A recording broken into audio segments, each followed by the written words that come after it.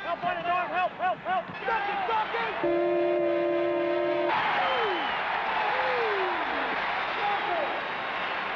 Henry, be ready to rotate back. Rotate back.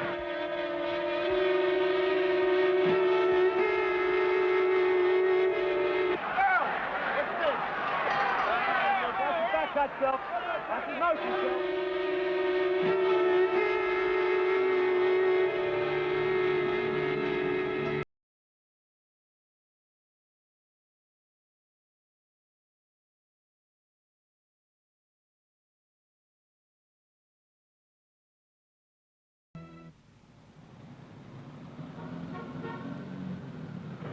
It is now exactly 12 noon. The draft is officially open.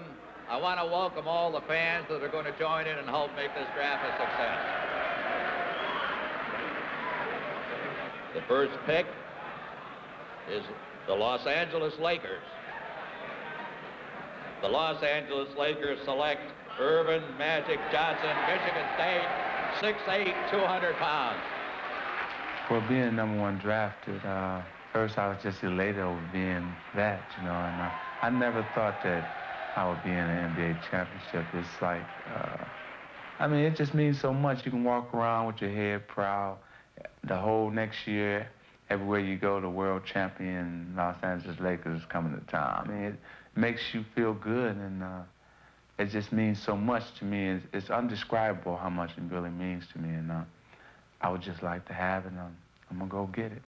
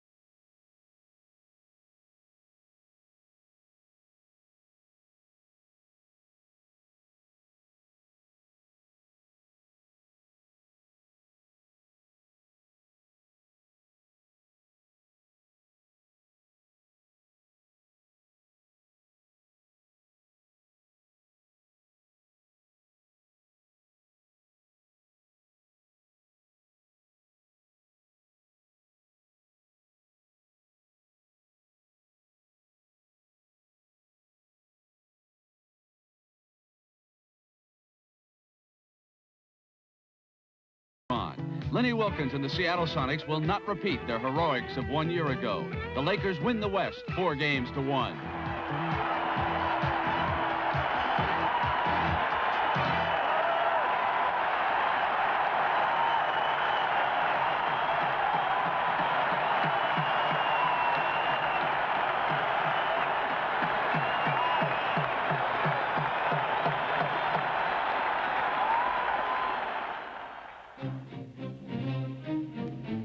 In the East, the good doctor is operating as only he can, and that spells trouble for 76ers opponents.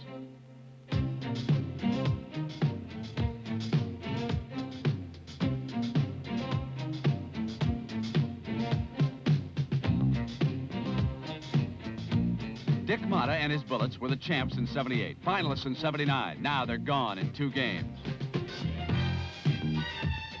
The San Antonio Spurs have scoring machine George Gervin, primed to outrun Houston. The Iceman pops for 44 points in Game 2.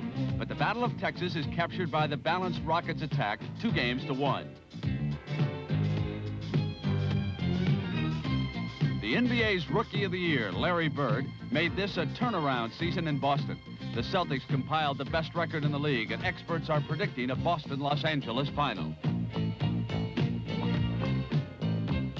Coach Bill Fitch has the big green finely tuned, and the Houston Rockets are blown out in 4 straight.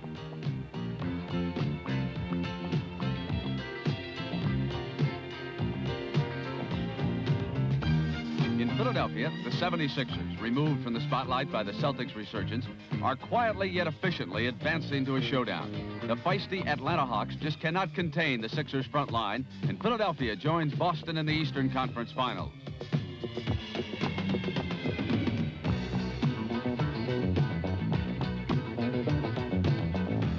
It's the Birdman and his high-flying Celtics against the 76ers, cast in the unfamiliar role of the underdog.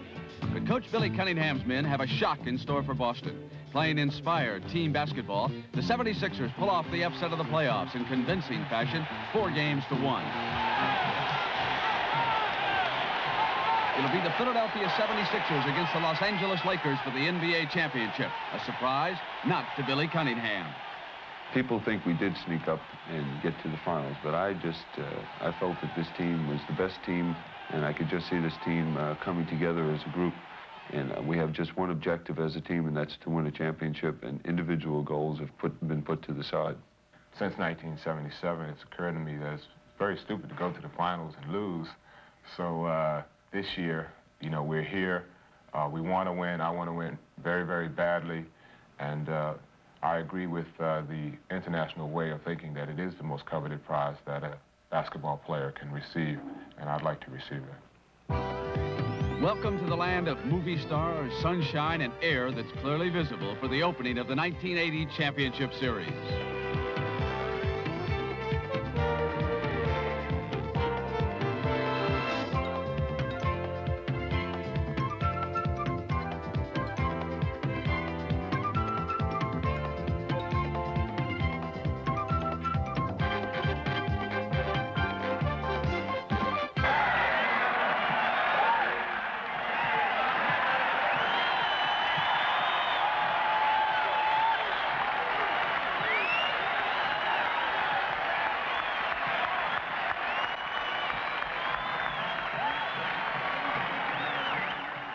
The world's best are prepared to go head-to-head for the sport's most prestigious title, the National Basketball Association Championship.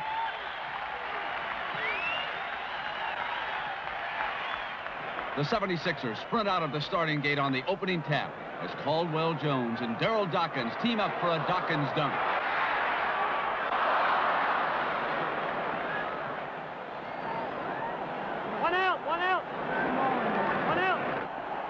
Norm Nixon quarterbacks the Lakers, looking for Kareem to spring loose inside.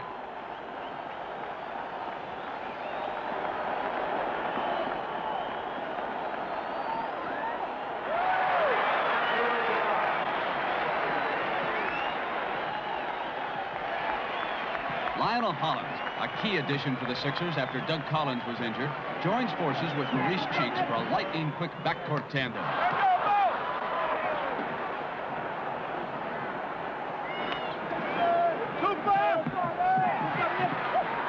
Caldwell Jones heeds Cunningham's advice and jams Michael Cooper as the 76ers cling to a slim lead.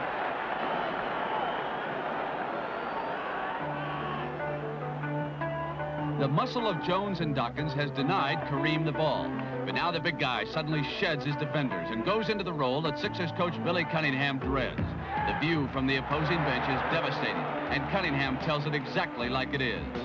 Kareem is the most dominant force in the game of basketball right now. He's just playing inspired basketball. We have come to the conclusion that we're just not going to be able to contain him. Kareem's teammate on the front line, Jamal Wilkes, has a first-hand look and double-barreled reasoning. The man, you know, is rightfully the most valuable player of the NBA.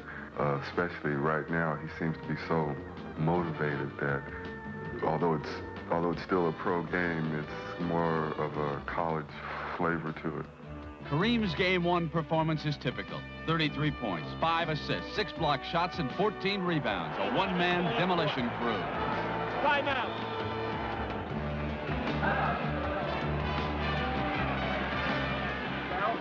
You're going to have this man probably open, or you're going to have this man. Now, Bobby. So people got to stay out of the lane. Yeah. Okay, flare to the corner. Now the thing, Bobby, Just hold what's now say Darryl gets the ball to Henry, and Whenever the Sixers threaten, Kareem shuts them off with an effort that Magic Johnson has come to expect and appreciate. Well, when it's money time, when it's winning time, we do go to Kareem. I don't think it's a better man that had the pressure on him and be put in the situation than Kareem, because 90% of the time he's going to come through with a basket. Kareem comes through time and again, just like Magic said he would. And the Lakers wrap up game one with a well-earned 7-point victory.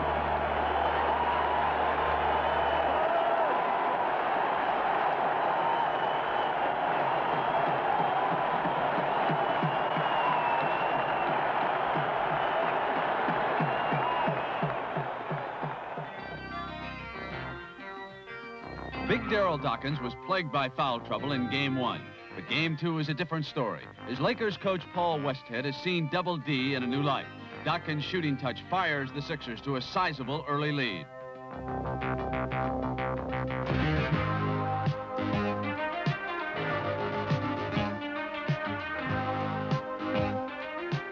The 76ers can do no wrong as they extend a 16-point margin up to 23 midway through the third quarter.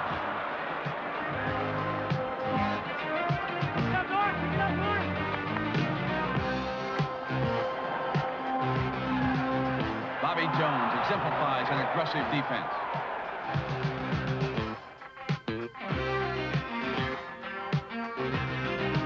Daryl Dawkins triggers an explosive offense with 25 points.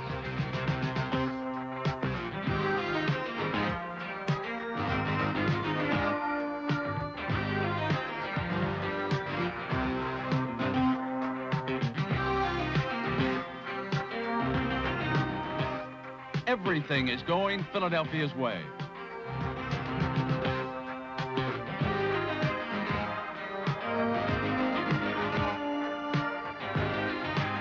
Dr. J, Julius Erving, keeps a hand in things, and the Sixers are in control with only 12 minutes remaining. Okay, all right. You know what I mean? Because he's standing facing Kareem. If you go behind him, I can give you a nice one toward the hoop. Next time down, let's go one out, forward center, Jimmy to Kareem, Magic running, so you got EJ rolling down in the lane. We get this. It's going to be Jimmy passing to you. Magic's already down. You got Silkai and Norman here. When he passes it, Magic's back cutting, then they're splitting. Okay, we're going one out, forward center, direct. Run now. On the board. Run. Good job. Doing it on the board. The sellout crowd urges the Lakers to get back in the hunt. And what better way to initiate that effort than getting the ball to Kareem?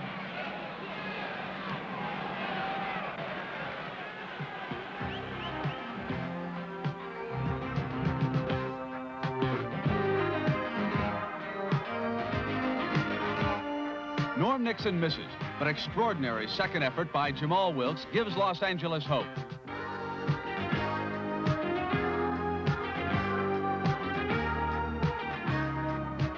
Momentum turns 180 degrees, and the Lakers are pumped up.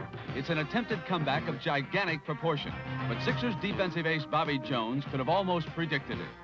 We knew that they were going to make a run at us. I think we underestimated how powerful they were with their fast break and their explosiveness. And we did take it for granted probably in the fourth quarter that we had the game won. And we didn't continue doing the things we had done the whole game. We didn't move the ball offensively. We didn't get back and stop them. And I think it was a combination of those two things that really capsized our ship at the time. The huge lead shrinks to a single point with half a minute to go. The Forum is pandemonium personified. Billy Cunningham is in Nightmare Alley. Paul Westhead is living a dream. But Bobby Jones shoots over Michael Cooper and saves the game for Philadelphia. The 76ers survive. Billy Cunningham can breathe again and travel back to Philadelphia with the championship series knotted at 1 game apiece.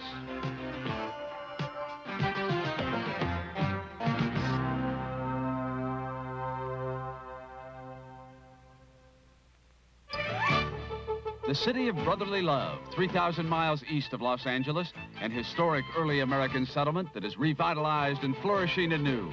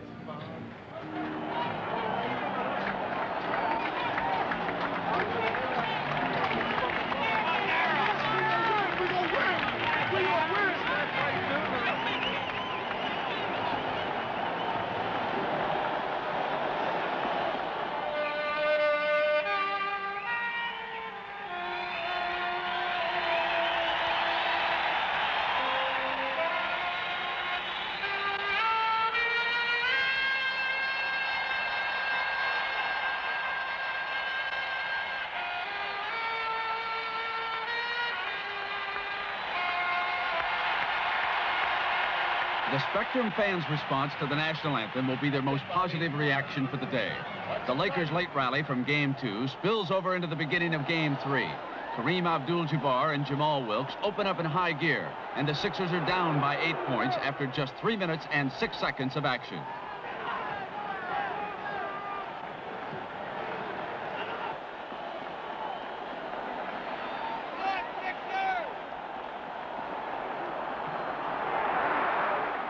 Magic Johnson strips Daryl Dawkins of the ball and sets up Norm Nixon for a wide-open 10-footer.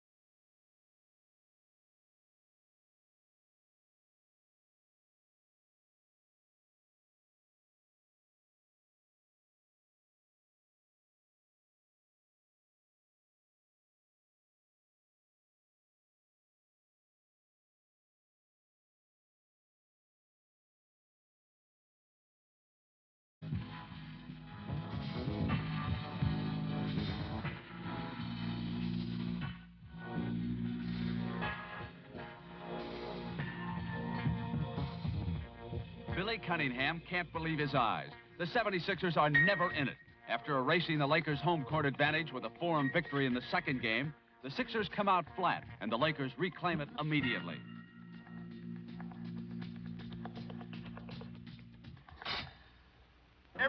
The 76ers must win Game 4 in the Spectrum, and Billy Cunningham wastes no words. Well, they just get it out of transition.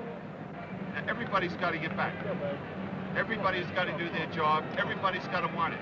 We haven't shown it. They've wanted it more than we have up to this point. Now we have to start playing basketball. Now let's go. Come on. Come on, let's dig in now. Come on. Yeah.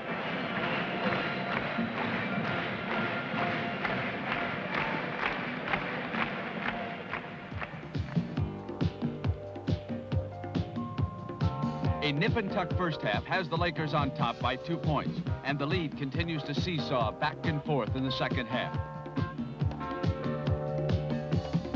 Dawkins makes a super block on Abdul-Jabbar, and Mo Cheeks capitalizes, driving the length of the floor.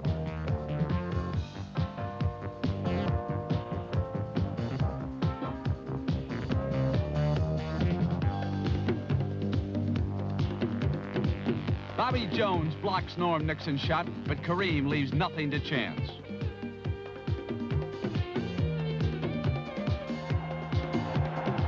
Ball, put your goggles back on. The fourth quarter will decide the issue, and Julius Erving takes matters into his own hands. In my opinion, Julius Erving is the best forward I've ever seen play the game of basketball. Billy Cunningham's praise comes from home, but Paul Westhead also recognizes the doctor is unstoppable. The real problem is that even if you double or triple team him, he has that unusual ability to just jump right over top of people. With Dr. J leaping all over the Spectrum in a single bound, the 76ers maintain a slight edge in the final minutes.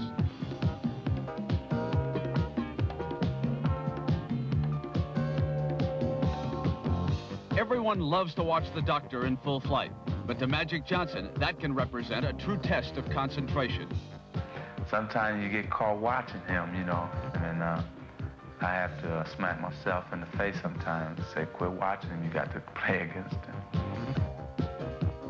Magic keeps the Lakers close, but Dr. J retaliates with one of his you've got to see it to believe it moves. Bobby Jones, who's seen it all, knows Dr. J's team value. To have Julius on the court is just a real confidence booster for our team. So we can go to him at any time and just to know that things are going to be right because Julius is around.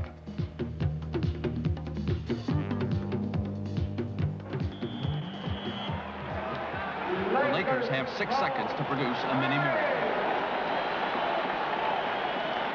Coming high to the ball. Silk fanning out to the 3-point area. Nice and wide. comes in here to you, Coop.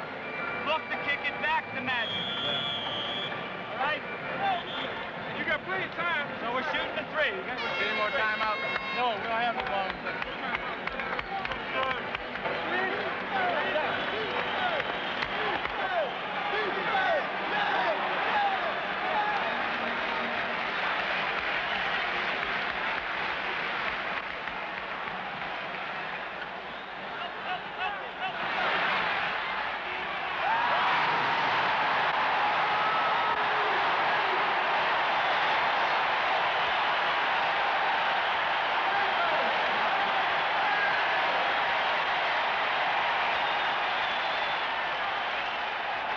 The teams head back to the Forum with the series all tied up.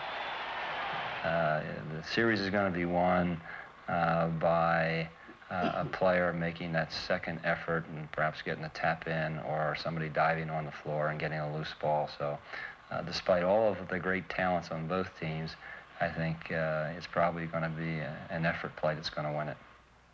The Lakers think they're the best, and the Sixers think they're the best in the NBA. And, you know, we have 3 games left to find out who is the best. And, you know, pride is a major factor in this series. The dictionary refers to pride as delight or satisfaction in one's achievements. To attain the achievement of an NBA title,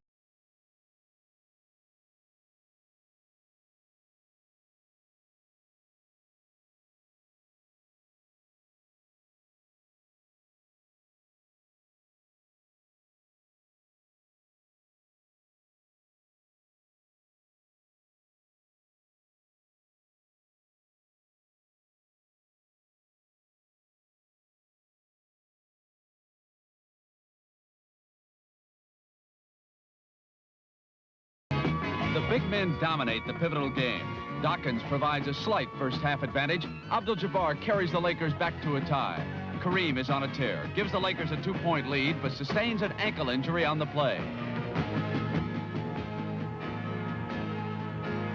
With 4 minutes still to play in the third quarter, Kareem is helped off the floor.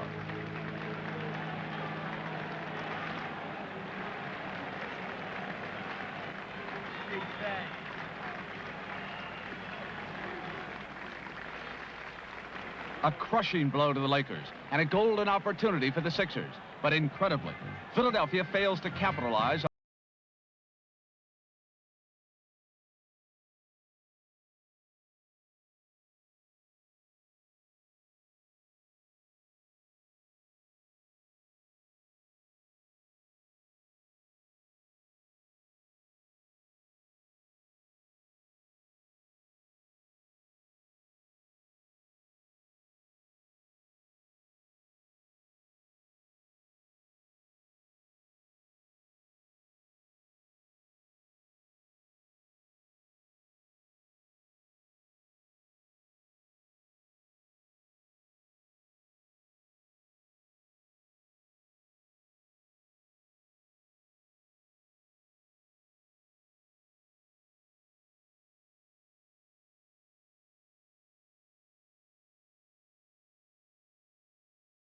Bring the Sixers all the way back.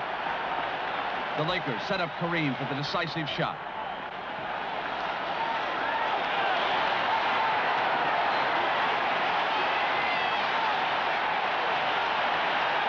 Kareem's 40 points win it for the Lakers, but he pays the price.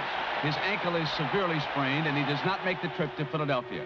6'8" rookie Magic Johnson lines up to take the center jump.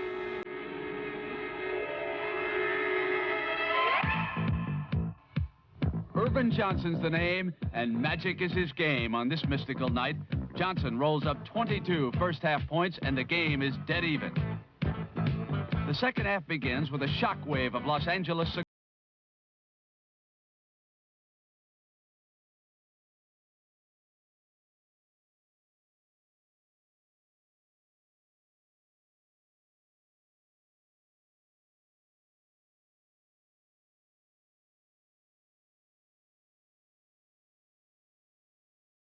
The Lakers are dominating the Sixers off the board, fast breaking with a vengeance and making it look easy.